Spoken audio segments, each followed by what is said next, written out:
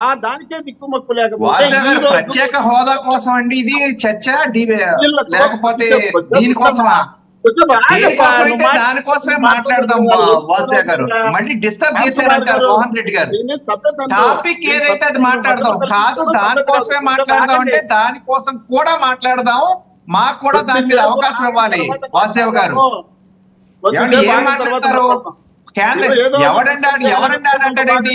మీకు లేక గదిలో కూర్చొని వీడియో కెమెరా నలుగురు రెట్లు రోడ్డు మీద వదిలేసి సజ్జల రామకృష్ణ ప్రెస్ మీట్ తీసుకునేవాడు కాదు సిద్ధార్థ సింగ్ గారు. అంటే ఆయన మా రాష్ట్రానికి సెంట్రల్ నుంచి వచ్చిన ఎలక్షన్ ఇన్ఛార్జ్. ఆయన చెప్పేది ఏంటంటే సెంట్రల్ నుంచి మేము ఇవ్వాల్సింది ఇంకా ఉన్నది, ఇక్కడ ఉన్నది ఆయన మేము ఇచ్చేది ఇంకా ఉన్నది అంటారు. ఇలా మీలాంటి చేతకాని ప్రభుత్వాలు ఇవ్వట్లేదు మేము ఇచ్చేవి కూడా. ఈ ఎన్డీఏ ప్రభుత్వం ఇస్తేనే మేము సెంట్రల్ నుంచి ఏమని ఇస్తాయి ఇంప్లిమెంటేషన్ జరుగుతుంది. స్టిక్కర్ వేసుకుంటాడు ఇక్కడ ఈ సీఎం, ఇక్కడ సెంట్రల్ స్టేట్ లో వచ్చి స్టిక్కర్ వేసుకుని చెప్తాడు ఇచ్చే ఫ్రీ ఇవన్నీ. జగన్మోహన్ రెడ్డి గారు వేసుకుని వెళ్తున్నాడు, మా స్టిక్కర్ కూడా వేయాల్సిందే, మా అంటే పిఎం గారి స్టిక్కర్ కూడా వేయాల్సిందే అనేది మేము చెప్తాం. అలాగే ప్రధానమంత్రి ఇచ్చే ఇల్లు కూడా జగన్మోహన్ రెడ్డి వాళ్ళ బాబు పేరు జగన్మోహన్ రెడ్డి పేరు చెప్పుకుంటాడు. అలా కాదు, మా పిఎం ప్రధానమంత్రి ఆవాస్ యోజన అనే ముద్ర వేయాలని చెప్తాం మేము. ఇది మేము చెప్తాం చెప్తే మా జేబు నుంచి ఇచ్చామని మేము ఎక్కడ చెప్పాం. జగన్ అన్న లేఅవుట్లు ఏది పొలంకాడ పార్టీ రాళ్ల మీద కూడా జగన్మోహన్ రెడ్డి గారి ముద్రలో వెయ్యం మేము. కాబట్టి ఇవన్నీ తెలుసుకుని మాట్లాడండి. కేవలం ప్రభుత్వం అంటే ఏమండి, స్వయంగా మీ సీఎం గారు చెల్లి చెప్పింది వైఎస్ఆర్ అంటే ఒక వైఎస్ సుబ్బారెడ్డి, సజ్జల రామకృష్ణారెడ్డి, లేకపోతే అక్కడ ఉన్న ఇంకో రెడ్డి అని పంచిరెడ్డిల మీద నడిపేది కాదు పార్టీ అంటే. పార్టీ అంటే అందరూ ఉన్న సమూహము, రకరకాల వాళ్ళందరూ కలిసిన సమూహము. మీకు లేక ఒక మనిషి మీద నడపం. ఒక మనిషి కూడా జైల్లో కూర్చోవడం అలవాటు పడిపోయిన మనిషి కాబట్టి గదిలోంచి బయటకు రాలంటే ఎప్పుడు నాలుగు గోడల మధ్యనే ఉంటాడు. అర్థమైందండి?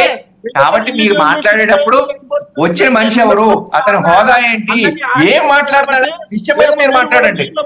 అంతేకాని ఇష్టం వచ్చినట్టు నోరు పారేసుకుంటే భారతీయ జనతా పార్టీ మేము ఊరుకునేది కాదు. మీరు చెప్పినట్టు భారతీయ జనతా పార్టీ నడవదు. భారతీయ జనతా పార్టీ అధ్యక్షురాలు చెప్పినట్టు నడుస్తుంది, వారికి పైనుంచి వచ్చే ఇన్స్ట్రక్షన్స్ ప్రకారం నడుస్తుంది. కానీ మీకు లేక నలుగురు పంచిరెట్లు నడిపినట్టు పంచాంగాలు రాయం. ఆయనతో మాట్లాడించాను, నన్ను ఎందుకయ్యా, నన్ను ఎప్పుడు చెప్పింటే నేను కూడా డిస్టర్బ్ చేశాను కదా వాస్తవం గారు. మీరు టాపిక్ కి కన్ఫైన్ అయినంత సేపు నేను మాట్లాడినాం, ఖచ్చితంగా డిస్టర్బ్ చేస్తాం. మీరు అనవసరమైన విషయాలు మాట్లాడితే ఖచ్చితంగా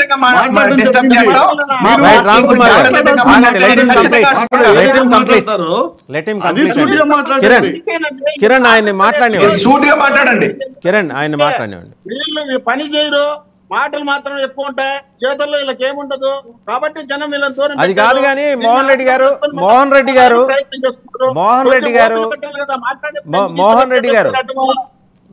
గారు నాకు నాదో ప్రశ్న అండి. ఇప్పుడు మీరేదో బీజేపీ హెడ్ క్వార్టర్స్ తోటి రహస్యంగా మాట్లాడుకున్నారు, పైనుంచి పెద్దవాళ్ళు ఎవరు లేకుండా చూడండి అని ఏదో కమ్యూనికేషన్ పంపితే మీ మాటను ఆనర్ చేసి పెద్దగా ఏది ఆంధ్రప్రదేశ్ ప్రజలకి పెద్దగా పరిచయం లేని ఒక నాయకుడిని తీసుకొచ్చి అక్కడ పెట్టి మొత్తానికి ఏంటంటే వాళ్ళిద్దరి మధ్య కూటమిలో వాళ్ళిద్దరి మధ్య ఇది వైరుధ్యాలు ఉన్నాయనే విషయాన్ని ఎస్టాబ్లిష్ చేయించే ప్రయత్నం మీరు సక్సెస్ఫుల్గా చేశారని అంటున్నారు. నిజమేనా? చాలా కథనాలు కూడా అది రామ్ కుమార్ గారిని సమాధానం చెప్పమనండి. సమాధానం చెప్పని చేత కాబట్టి రిజైన్ చేయమనండి. బీజేపీకి ఆంధ్రప్రదేశ్ బీజేపీ తరఫున అధికార ప్రతినిధిగా ఉన్నటువంటి వ్యక్తి ఆయనకు తెలియకపోతే రిజైన్ చేయమనండి. ఆయన అడగండి, నన్ను అడిగేటది. మేము చంద్రబాబు నాయుడు మీద నమ్మకం లేదు కాబట్టి, చంద్రబాబు నాయుడు నమ్మకం లేని మనిషి కాబట్టి, చంద్రబాబు నాయుడు చేయలేని మనిషి కాబట్టి, చంద్రబాబు నాయుడు చెప్పినటువంటి అబద్ధాలు కాబట్టి, చంద్రబాబు నాయుడు 14 నుండి 19 వరకు ఏ ఒక్కటి 660 హామీలు చేయలేదు కాబట్టి, ఈ రోజు మళ్ళీ మనం హామీ ఇచ్చినటువంటి హామీలు నెరవేరవు కాబట్టి మేము అక్కడ